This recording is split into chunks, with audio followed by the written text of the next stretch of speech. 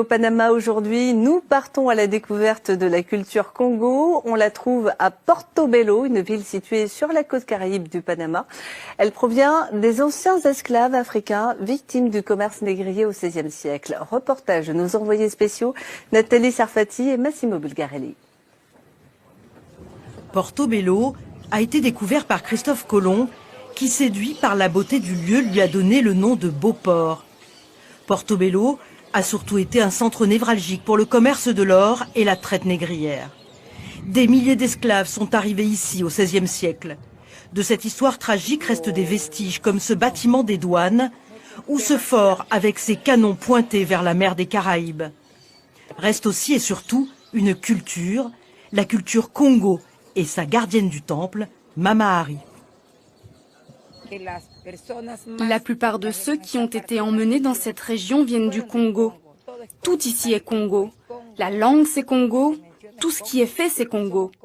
Nous sommes Congo parce que nous sommes des Africains, des descendants d'Africains.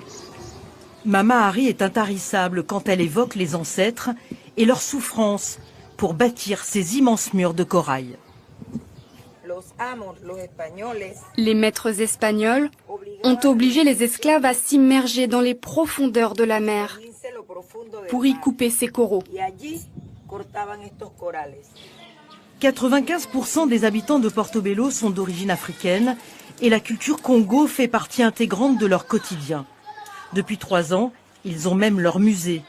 Ici, on apprend comment les esclaves ont lutté pour leur liberté, comment ils ont adapté leurs connaissances traditionnelles à l'environnement local. Une histoire singulière qui a valu à la culture Congo d'être inscrite depuis novembre 2018 au patrimoine culturel immatériel de l'UNESCO. Toute la population est très fière de cette décision parce que c'est la reconnaissance d'une culture, c'est l'histoire de la lutte d'un peuple libéré de l'esclavage, devenu cimarron, qui se souvient de son histoire avec fierté. Nous espérons que davantage de visiteurs viendront, que beaucoup de gens s'intéresseront à l'histoire, à la culture et à la nature de Portobello. La danse est l'une des composantes les plus importantes de la culture Congo. Une danse mais aussi une forme d'expression pour dénoncer l'esclavage, évoquer les luttes pour la liberté ou encore parodier l'église ou la couronne espagnole.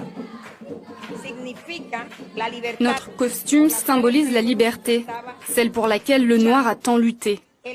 La couleur de la robe représente la nature et la largeur évoque la liberté.